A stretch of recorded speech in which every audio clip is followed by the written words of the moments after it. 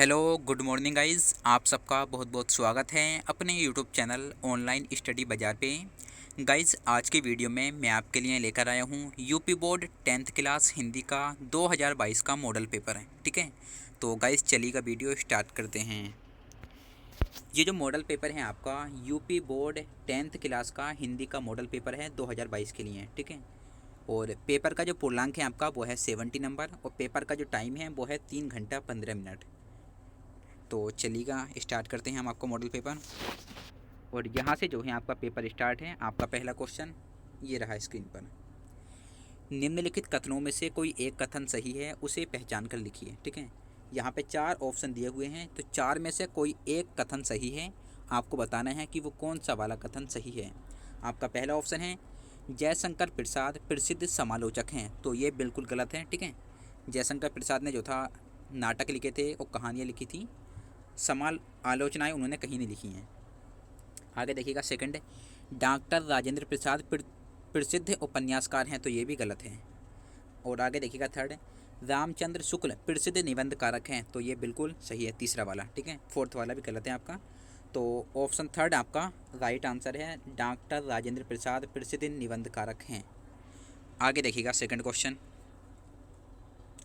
निम्नलिखित कृतियों में से किसी एक कृति के लेखक का नाम लिखिए। ठीक है, ख में जो है इन्होंने 4 रचनाएं दी हुई हैं। 4 रचनाओं में से आपको किसी भी एक रचना के लेखक का आपको नाम लिख देना है और आपको यहाँ पे मिलेगा 1 नंबर। ठीक है, तो मैं आपको चारों के लेखक का नाम बता देता हूँ। हिमालय की पुकार के लेखक हैं जयप्रकाश भारती, गेहूँ और गुलाब के लेखक हैं राम वृक्ष बेनीपुरी, मेरी असफलताएँ के लेखक हैं बाबू गुलाब राय, और अर्धनारीश्वर के लेखक हैं अर्धनारीश्वर, शायद इसके रामधारी सिंह दिनकर हैं। ठीक है, अर्धनारीश्वर रामधारी सिंह दिनकर।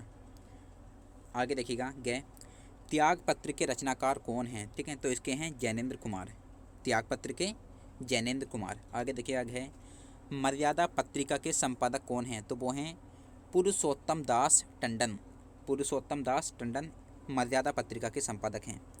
आगे देखिएगा है, कलम का सिपाही किस साहित्यकार की जीवनी है, कलम का सिपाही किस साहित्यकार की जीवनी है, तो वो है मुंशी प्रेमचंद्र की। ठीक है,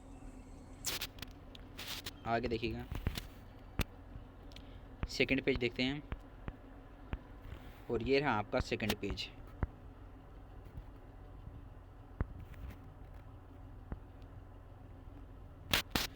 छायावाद की 2 विशेषताएं लिखिए। ठीक है, छायावाद युग की आपकी कोई भी 2 विशेषताएं लिख देनी है, आपको 2 नंबर मिलेंगे। तो छायावाद युग की जो विशेषताएं हैं वो ये रहीं, प्रकृति का मानवीकरण एक हो गया, और सेकंड पे लिख सकते हैं आप कल्पना की प्रधानता, थर्ड व्यक्तिवाद की प्रधानता, और फोर्थ श्रृंगार की प्रधानता। ठीक है, तो आपको कोई सी भी 2 लिख देनी है, मैंने 4 बोल दी हैं। आगे देखिएगा ख, रीतिकाल की 2 प्रसिद्ध विशेषताएं बताइए, रीतिकाल की 2 प्रसिद्ध विशेषताएं बताइए, तो इसमें हो जाएगा आपका लक्षण ग्रंथों की रचना की गई है इसमें, और श्रृंगार रस की प्रधानता रीतिकाल में थी, और प्रकृति का उद्दीपन रूप में चित्रण किया गया है यहाँ पे, और परिमार्जित एवं शुद्ध ब्रज भाषा का प्रयोग किया गया है रीतिकाल में। ठीक है, तो विशेषताएं हो जाएंगी। आगे देखिएगा, किसी एक प्रगतिवादी कवि का नाम लिखिए, तो यहाँ पे किसी का भी लिख देना है आपको नाम, रामधारी सिंह दिनकर या पंत, नागार्जुन, ठीक है, निराला, किसी का भी लिख सकते हैं आप। आगे देखिएगा तीसरा क्वेश्चन, निम्नलिखित गद्यांशों में से किसी एक के नीचे दिए गए प्रश्नों के उत्तर दीजिए। यहाँ पे जो है आपको तीसरे क्वेश्चन में 2 गद्यांश दी हुई हैं, तो 2 में से आपको कोई सी भी एक गद्यांश आपको हल करनी है। ठीक है, और 6 नंबर का आपका टोटल एक गद्यांश है। तो आपका पहला है, ईर्ष्या की बड़ी बेटी का नाम निंदा है, जो व्यक्ति ईर्ष्यालु होता है वही बुरे किस्म का निंदक भी होता है। ठीक है, तो पूरी गद्यांश आपको पढ़ लेनी है। और ये जो गद्यांश है आपकी ईर्ष्या तू ना गई मेरे मन से नामक चैप्टर से ली गई है। और तो इसमें जो है आपको इसका संदर्भ लिखना है, नहीं संदर्भ नहीं लिखना आपको। ठीक है, यहाँ पे देखिएगा आपको व्याख्या पढ़ लेनी है, और उसके बाद में यहाँ पे इन्होंने नीचे 3 क्वेश्चन दिए हुए हैं। ठीक है, उपर्युक्त गद्यांश का संदर्भ लिखिए, संदर्भ लिखना है आपको 2 नंबर का, 2 नंबर का। और गद्यांश के रेखांकित अंश की व्याख्या कीजिए, जिन रेखाओं के नीचे, ठीक है, रेखांकित अंशों की व्याख्या कीजिए, जिन लाइनों के नीचे जो है ना, जिनके नीचे रेखा लिखी हुई है, जिन तो उनकी जो है आपको व्याख्या करनी है। ठीक है, ईर्ष्या की बड़ी बेटी का नाम निंदा है, और सेकंड लाइन ये रही आपकी, दूसरों की निंदा वह इसलिए करता है कि इस प्रकार दूसरे लोग, जनता अथवा मित्रों को आँखों से गिर जाएंगे। तो ये आपकी दो तीन जो है लाइन है, रेखांकित लाइन, आपको इसकी व्याख्या करनी है। और आगे है आपका ईर्ष्यालु और निंदक का क्या संबंध है, ये आपको बताना है। और उसके बाद में आपका यह है नीचे ख। तो अगर आप क्या कर सकते हैं, ठीक है, ईर्ष्या वाला, तो आपको ये करने की कोई भी ज़रूरत नहीं है, एक अध्यांश आपको करनी है कोई सी भी। आगे देखिएगा चौथा क्वेश्चन,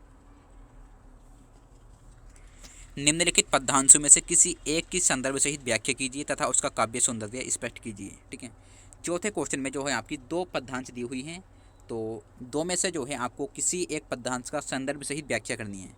1 नंबर आपको मिलेगा संदर्भ का, और 4 नंबर मिलेंगे आपको व्याख्या के, और 1 नंबर मिलेगा आपको काव्य सौंदर्य का। तो आपको कोई सा भी कर देना है इसमें से, ठीक है, जो आपको आता हो। और उसके बाद में देखिएगा 5वां क्वेश्चन, निम्नलिखित लेखकों में से किसी एक लेखक का जीवन परिचय दीजिए एवं किसी एक रचना का नाम लिखिए। यहाँ पे 3 लेखकों के नाम दिए हुए हैं, तो 3 में से आपको किसी एक लेखक का जीवन परिचय लिखना है और उसकी एक रचना का नाम लिखना है। ठीक है, कोई सा भी कर सकते हैं आप, रामधारी सिंह दिनकर, राजेंद्र प्रसाद, जयशंकर प्रसाद, इनका जीवन परिचय लिखिएगा और इनकी एक रचना आपको लिख देनी है कोई सी भी। आगे देखिएगा 3 पेज आपके कंप्लीट हो गए।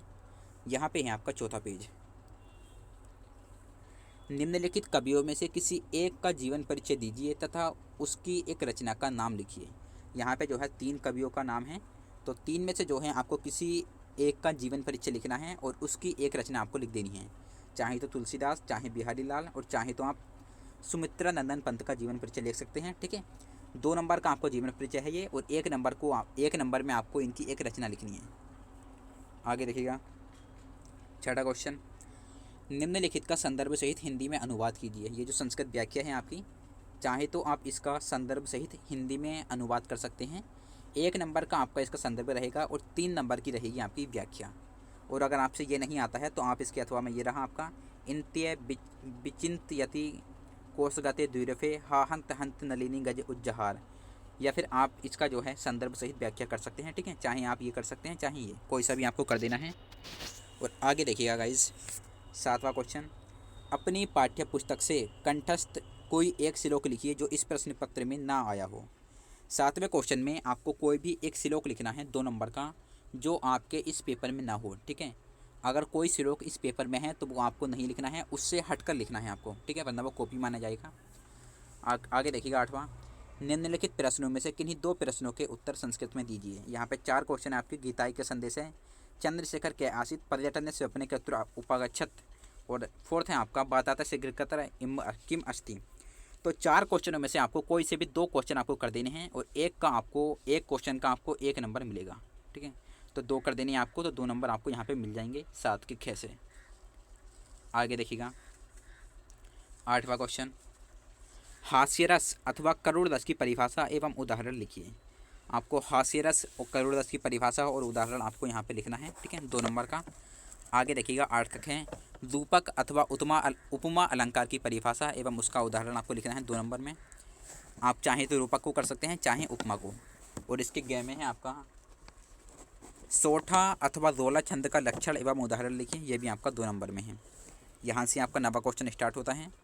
ठीक है, तो 9वें क्वेश्चन में आपको जो है 3 उपसर्गों के मेल से शब्द बनाने हैं। ठीक है, परि से बन जाएगा आपका परिवार, निर से बन जाएगा आपका शायद निराकार। ठीक है, कुछ भी बना सकते हैं आप इसे चाहे तो। अनु से अनुपयोग, अभि से अभिमान अभियान, सु से सुयोग सदुपयोग, फिर से प्रकार। ठीक है, कोई से भी आपको 3 शब्द बनाने हैं यहाँ पे आपको 3 उपसर्ग लेकर। इसके बाद में है आपका ख, इसका 9 का ख। ठीक है, 9 के ख में जो है आपको प्रत्यय का उपयोग करके एक शब्द बनाना है आपको। हट से बन जाएगा हट पन घट। ठीक है, पन घट नहीं, सॉरी, हट से जो भी बने आप ध्यान कर सकते हैं। पन से बन जाएगा आपका बचपन, बट से बन जाएगा आपका पता नहीं भाई, आई से बन जाएगा आपका पढ़ाई, ता से बन जाएगा आपका मानवता। ठीक है, और नीचे जो है आपके समास विग्रह हैं, तो समास विग्रह भी आप कर सकते हैं। आगे देखिएगा, यहाँ पे हैं आपके तत्सम तद्भव, और उसके नीचे हैं आपके पर्यायवाची, और यहाँ पे आपके संधि विच्छेद, और ये हैं आपके पंचमी विभक्ति एक वचन में आपको इसका लिखना है 2-2 नंबर में। ठीक है, तो आप लोग गाइस बस देख सकते हैं। यहाँ पे आपको निबंध लिखना है। और गाइज़ बस इतना ही था पेपर में आपके, ठीक है। आई होप आप लोगों को वीडियो अच्छी लगी होगी। वीडियो अच्छी लगी हो तो प्लीज़ लाइक कीजिएगा और चैनल को सब्सक्राइब नहीं किया तो सब्सक्राइब कीजिएगा।